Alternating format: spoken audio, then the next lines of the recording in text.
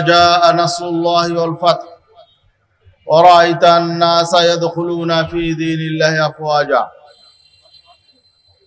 ইসলামী আন্দোলন বাংলাদেশ নারায়ণগঞ্জ জেলা এবং মহানগর শাখা কর্তৃক আয়োজিত আজকের এই বিশাল গণসমাবেশের সংগ্রামী সভাপতি, আজকের এই গণসমাবেশের প্রধান অতিথি,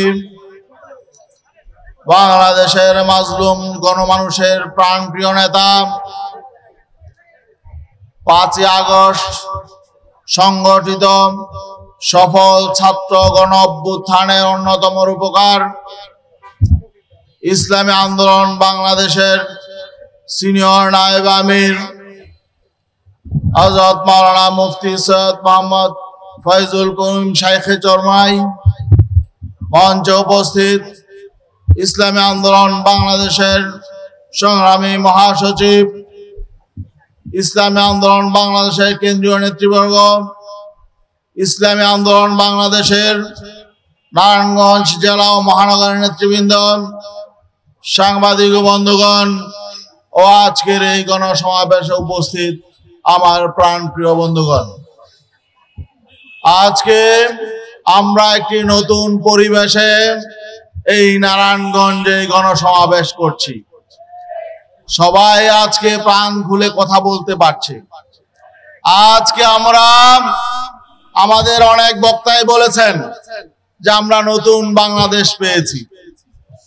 বাংলাদেশ স্বাধীন হয়েছিল 1971-এ, আজ থেকে 53 বছর আগে। কিন্তু বিগত 53 বছর যারা দেশ শাসন করেছে মানুষকে প্রকৃত স্বাধীনতা স্বাদ দিতে পারে নাই।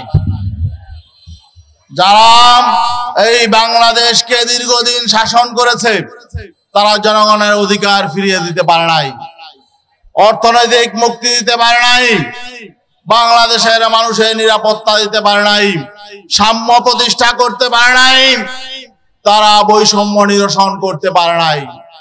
যে কারণে আমরা কি দেখতে পেলাম, ছাত্র যুব সমাজ বৈষম্য বিরোধী আন্দোলনের নামে এই স্বৈরাচার পতনের আন্দোলনের সূচনা করেছিল।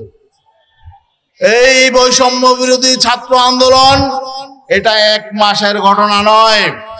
আমি মনে করি বিগত 53 বছরের মানুষের মধ্যে যে বৈষম্য তৈরি করা হয়েছে, যে ক্ষোভের সঞ্চার হয়েছে, এই ক্ষোভের বহিঃপ্রকাশ ঘটেছে বিগত এই 5ই আগস্ট।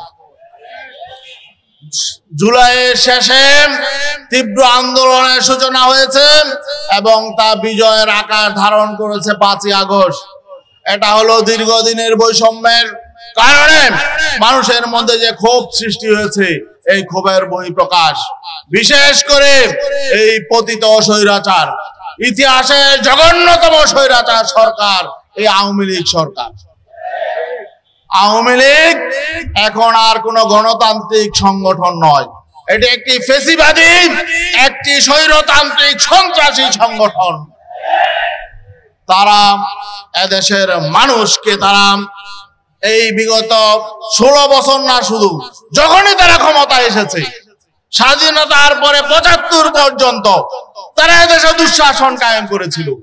সেই 96 থেকে নিয়ে 1996 থেকে নিয়ে 2001 পর্যন্ত তখনও তারা দুঃশাসন কায়েম করেছিল। আবার তারা এই 2008 থেকে নিয়ে এই 2024 সালের এই 5ই আগস্ট পর্যন্ত তারা দুঃশাসন কায়েম করেছে, তারা দুর্নীতি করেছে, মানুষকে নিঃসহ নির্যাতন করেছে এবং তারা গোটা জাতিকে তারা বিভক্ত করে শোষণ করার চেষ্টা করেছে। তারা বারবার, আমরা যারা টুপিওয়ালা দাড়িওয়ালা তাদেরকে বলতো তারা পাকিস্তানি রাজাকার, ঠিক না? তারা সকল দাড়িওয়ালাকে, টুপিওয়ালাকে, ইসলামপন্থীকে তারা বলতো আমরা নাকি দেশটাকে পাকিস্তান বানাতে চাই, আর জনগণ বলতো তারা ভারতের রাজাকার, ঠিক না? বলেন দেখি, বাংলাদেশ থেকে কেউ পাকিস্তান এই পর্যন্ত পালিয়ে গেছে? কোন দাড়িওয়ালা, টুপিওয়ালা, ইসলামপন্থী কোন মানুষ পাকিস্তান পালিয়ে গেছে? আর তারা কি করলো? তারা কোথায় পালিয়েছে? তাহলে কি প্রমাণ হলো? তারা যে ভারতের দালাল, ভারতের রাজাকার, এটা তারা প্রমাণ করে দিল। আর তারা অন্যদেরকে বলতো রাজাকার, অন্যদেরকে বলতো আমরা নাকি এটাকে পাকিস্তান বানাতে চাই। না, বাংলাদেশ কোনোদিন পাকিস্তান হবে না। পাকিস্তান থেকে আমরা মুক্ত হয়েছি, আবার বাংলাদেশ কোনোদিন ভারতও হবে না। কিন্তু তারা ভারত বানাতে চায়। এখন তারা ক্ষমতা থেকে উৎখাত হওয়ার পরেও তারা ভারত বানানোর ষড়যন্ত্র করছে। আজকে কি বলছে? এই শেখ হাসিনা অবৈধ প্রধানমন্ত্রী, এই স্বৈরাচারিণী, এই শেখ হাসিনার পুত্র সজীব ওয়াজেদ জয় প্রতিদিন উস্কানিমূলক বিবৃতি দিচ্ছে, ঠিক না? তার মা বলে পদত্যাগ করেছে, আবার সে বলে পদত্যাগ করে নাই। আবার কি বলেছে? ভারত সরকারকে বলেছে, দিল্লি সরকারকে বলেছে বাংলাদেশের বর্তমান সংবিধান যাতে তারা সংরক্ষণ করে। বাংলাদেশের সংবিধান সংরক্ষণ ভারতের সরকার করবে কেন? আবার কি বলেছেন তিনি? 90 দিনের মধ্যে যাতে, আগামী 90 দিনের মধ্যে যাতে বাংলাদেশে নির্বাচন নিশ্চিত করে, এজন্য তাকে তিনি দিল্লি সরকারকে আহ্বান জানিয়েছেন। তো দিল্লি সরকার কি বাংলাদেশে নির্বাচন দিবে? এটা কি দিল্লি? তাহলে বোঝা গেল বর্তমান সংবিধান দিল্লির প্রেসক্রিপশনে হয়েছে, ঠিক না ভাই? এই সংবিধান বাংলাদেশের গণমানুষের সংবিধান নয়। এই সংবিধানকে কাটাছেঁড়া করে এই দিল্লির পরামর্শে, ভারতের পরামর্শে সংবিধান থেকে আল্লাহর উপর আস্থা বিশ্বাসকে তুলে দেওয়া হয়েছে। সংবিধান থেকে তারা ইসলামী চেতনাকে বিলুপ্ত করে তারা এখানে কি করেছে? ধর্ম নিরপেক্ষতাবাদ বসিয়েছে, ঠিক না? এই সংবিধান অবশ্যই সংস্কার হবে, পরিবর্তন হবে। শুধু সংবিধান সংস্কার নয়, গোটা বাংলাদেশ সংস্কার হবে। আজকে যারা বাংলাদেশের রাজনৈতিক দলগুলো আছেন, আমরা বলতে চাই কারোর প্রতি আমাদের বিদ্বেষ নাই। আমরা কোন রাজনৈতিক দলকে শত্রু মনে করি না। আমরা আগেও বলেছি, এখনো বলছি, যারা জনগণের পক্ষে রাজনীতি করবেন, দেশের পক্ষে রাজনীতি করবেন, ইসলামের পক্ষে, মানবতার পক্ষে রাজনীতি করবেন, আমরা তাদেরকে স্বাগত জানাই। কিন্তু কেউ যদি দেশ নিয়ে ষড়যন্ত্র করেন, মানুষের অধিকার নিয়ে ছিনিমিনি খেলেন, কেউ যদি চাঁদাবাজি করেন, কেউ যদি দুর্নীতি করেন, কেউ যদি দখলবাজি করেন, কেউ যদি মাদক ব্যবসা করেন, তাদেরকে ছাড় দেওয়া হবে না। যারা মানুষ খুন করেছেন, মানুষের বৈষম্য করেছেন, তাদেরকে ছাড় দেওয়া হবে না। কিন্তু কেউ যদি গঠনমূলক রাজনীতি করে, আমরা তাদেরকে স্বাগত জানাই। তবে বিগত 53 বছরের রাজনীতি ভুলে যান। নতুন রাজনীতি হবে বাংলাদেশে, মানুষের কল্যাণের রাজনীতি।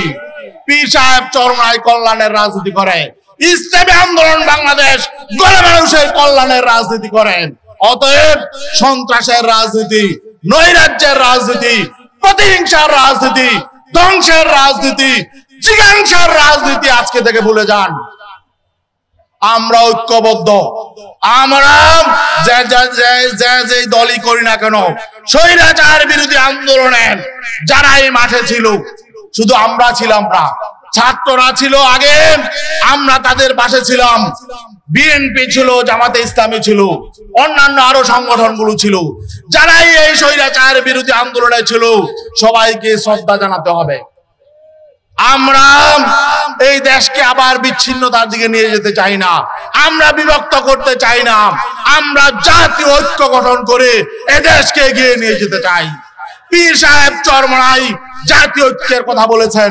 যারা দেশ বিরোধী, যারা ভারত, এই দেশকে ভারতের করত রাজ্য বানাতে চায়, তাদের সাথে কোনো আপোষ নাই। তাছাড়া যারা দেশপ্রেমিক শক্তি, ইসলামী শক্তি, জনগণের কল্যাণ যারা চায়, আমরা ঐক্যবদ্ধভাবে আগামী দিনে দেশকে গড়ে তুলবো ইনশাআল্লাহ। আপনারা কোন দল, কোন রাজনৈতিক দলকে তুচ্ছ তাচ্ছিল্য করবেন না। আমরা মানুষের হৃদয় জয় করে আমরা রাষ্ট্র ক্ষমতায় যেতে চাই নিয়মতান্ত্রিক ভাবে। রাষ্ট্র ক্ষমতায় কে যাবে না যাবে আগাম কেউ বলতে পারবে না। জনগণ যাকে রাষ্ট্র ক্ষমতায় নেবে সেই রাষ্ট্র ক্ষমতায় যাবে, ঠিক না ভাই? অতএব জনগণের পাশে আমরা আছি, অতীতেও ছিলাম, এখনো আছি, ভবিষ্যতেও থাকবো। আর যারা সুযোগ সন্ধানী মানুষের ঘর বাড়ি দখল করে, চাঁদাবাজি করে, সন্ত্রাস করে, তাদেরকে চিহ্নিত করুন। তারা যেই দলেরই হোক, আমরা বলবো যে আপনারা প্রত্যেকের দলকে সতর্ক করুন, দলীয় নেতা কর্মীদেরকে সতর্ক করুন। আগের রাজনীতি আর ফিরে যাবেন না, জিজ্ঞাসার রাজনীতি খতম করেন, দেশটাকে এগিয়ে নিয়ে দেন।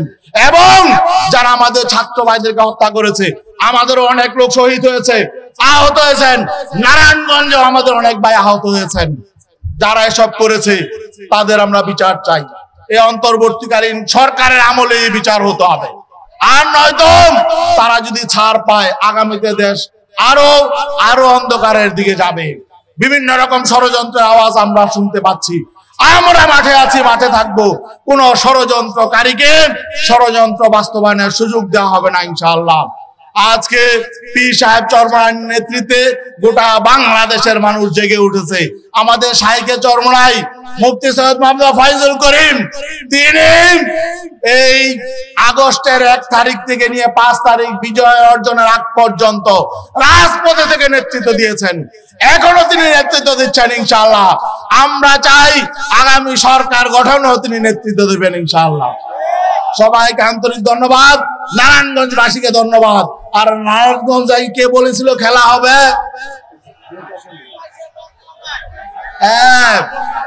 এই এরা খেলাধুলা করেছে, এদেরকে খেলাধুলার সুযোগ দেওয়া হবে না ইনশাআল্লাহ। আল্লাহ হাফেজ।